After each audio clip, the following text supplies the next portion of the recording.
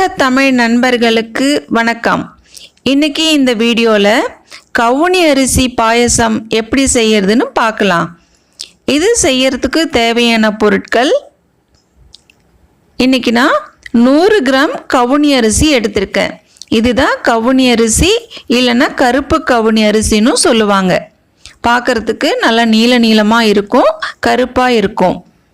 இதுதான் இதை இன்னைக்கு நான் 100 கிராம் எடுத்திருக்கேன்.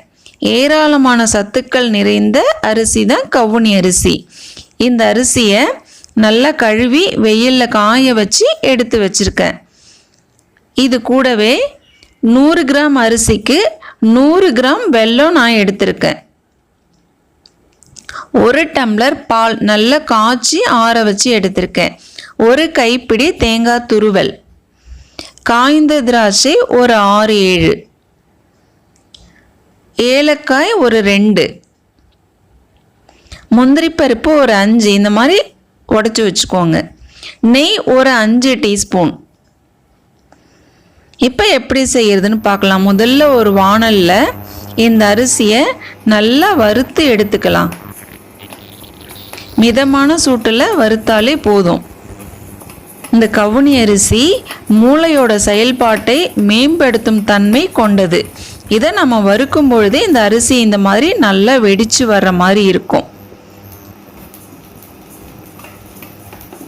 இப்போ ஒரு 2-3 நிமிஷம் வறுத்ததுமே போதும். அரிசி நல்லா வெடிக்க ஆரம்பிக்குது.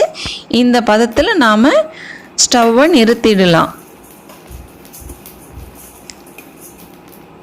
பாருங்கள், நல்லா வெடிக்குது. இப்போ இதை ஒரு பிளேட்டில் போட்டு நல்லா ஆற வச்சிடுங்க. அதுக்கப்புறம் இதை ஒரு மிக்ஸி ஜாருக்கு மாற்றிடலாம். மாற்றி இதை நல்லா ரவை மாதிரி அரைச்சிக்கலாம். ரவை சைஸ்க்கு மிக்சியில் அரைச்சிக்கலாம். இப்போ நான் அரைச்சிட்டேன் பாருங்கள். கொஞ்சம் கொரன்னு ரவை சைஸ்க்கு அரைச்சி எடுத்துக்கிட்டேன் பாருங்கள். இந்த மாதிரி அரைச்சிக்கோங்க. ரொம்ப நைஸாக அரைக்கக்கூடாது, கொஞ்சமாக கொரன்னு. இதய நோயை தடுக்கும் தன்மை இந்த கவுனி அரிசிக்கு நிறைய இருக்கு. நார் சத்துக்கள் நிறைந்த ஒன்று தான் இந்த கவுனி அரிசி. இதை வறுக்காம நாம செஞ்சோம்னா கொஞ்சம் குழன்னு இருக்கும். அதனால தான் வறுத்து இந்த மாதிரி நான் அரைச்சி செய்கிறேன். இந்த பாயசம் ரொம்ப நல்லா இருக்கும். நீங்களும் செஞ்சு பாருங்க. இப்போ இந்த வெல்லத்தை தண்ணியில் நல்லா கரைச்சி ஃபில்டர் பண்ணி நான் எடுத்து வச்சிருக்கேன். எனக்கு 1 டம்ளர் இந்த வெள்ளை தண்ணி கிடச்சிருக்கு. இதை ஒரு வாணலில் மாற்றிக்கலாம். நம்ம இப்போ ஸ்டவ் ஆன் பண்ணிவிட்டு இந்த 1 டம்ளர் வெள்ளை தண்ணி இல்லாமல் 3 டம்ளர் தண்ணி நாம் சேர்க்க போகிறோம். 100 கிராம் கவுனி அரிசிக்கு 4 டம்ளர் தண்ணி அப்படிங்கிறது தான் கணக்கு. 1 டம்ளர் வெள்ளை தண்ணி, 3 டம்ளர் சாதாரண தண்ணி. இப்போ 4 டம்ளர் நான் விட்டுட்டேன். இது கொஞ்சம் நல்லா கொதி வரட்டும். ஒரு சூடு வந்ததுக்கப்புறம் நம்ம எடுத்து வச்ச ஏலக்காயை இந்த மாதிரி நசுக்கி போட்டுக்கலாம். கூடவே துருவின தேங்காய் பூவையும் இதுலேயே நாம் சேர்த்துக்கலாம். இப்போ இதை ஒரு கொதி வர்றதுக்கு விட்டுறலாம். இப்போ ஒரு கொதி வந்துடுச்சு. இப்போ நம்ம மிக்சியில் அரைச்சி வச்சுருக்க அரிசியை ஒவ்வொரு ஸ்பூனாக போட்டு நல்லா கிண்டிக்கிட்டே இருக்கணும். இது நல்ல கொதி வந்துடுச்சு. இப்போ ஒவ்வொரு ஸ்பூனாக போட்டு கிண்டி விட்டுக்கிட்டே இருக்கணும். அடி பிடிக்காமல் நல்லா போட்டு கிண்டிக்கிட்டே இருக்கணும்.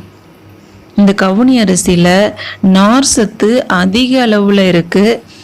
உடலில் இருக்கக்கூடிய நச்சுக்களை நீக்கக்கூடிய தன்மை இந்த கவுனி அரிசிக்கு அதிகமாக இருக்குது. இந்த கவுனி அரிசியில் விட்டமின் பி, விட்டமின் இ அதிக அளவில் இருக்குது. பாருங்கள், இப்போ எல்லாமே நான் போட்டுட்டேன். இந்த மாதிரி நல்லா கிண்டி விட்டுக்கிட்டே இருக்கணும். எங்கேயுமே அடியில் தங்காமல் நல்லா கிண்டி விட்டுறணும். இப்போ இது சாதாரணமாக அரிசியாக இருக்கும்பொழுது நிறைய தண்ணி எடுத்துக்கும், வேகிறதுக்கும் டைம் ஆகும். இப்போ இந்த பாயசத்தை 5-10 நிமிஷம் வரைக்கும் நல்லா கொதிக்க விடணும். இந்த பதம் வர வரைக்கும் நல்லா கொதிக்க விடணும். இப்போ இந்த பதம் வந்துடுச்சு பாருங்கள், நல்லா திக்கா. இப்போ நாம் எடுத்து வச்சுருக்க பாலை இதில் கலந்துக்கலாம். இந்த பால் நான் காய்ச்சி ஆற வச்சு எடுத்து வச்சுருக்கேன்.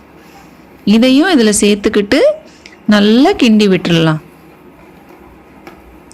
அடி பிடிக்காமல் நல்லா கிண்டி விட்டுறணும். பால் இந்த பாயசத்தில் நல்லா கலந்ததுக்கு அப்புறம் நம்ம கொஞ்சம் நெய் சேர்த்துக்கலாம். இப்போ நான் நல்லா கிண்டி விட்டுட்டேன். நம்ம இது கூட நெய் சேர்த்துக்கலாம்.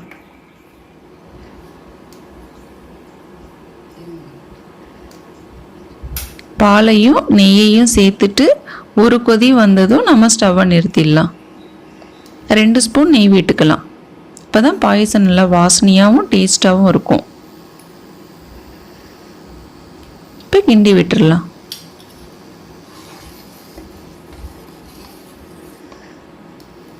இப்போ இந்த பாயசம் சும்மா ஒரு கொதி வந்தால் போதும்.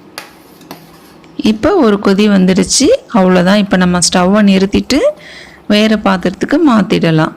நாம் எடுத்து வச்சுருக்க முந்திரி பருப்பு திராட்சையை நெய்யில் வறுத்து இதில் போட்டுடலாம். அவ்வளோதான், சுவையான கவுனி அரிசி பாயசம் ரெடி ஆயிடுச்சு. தசைகளையும் எலும்புகளையும் வலுவாக்கக்கூடிய தன்மை இந்த கவுனி அரிசிக்கு இருக்குது.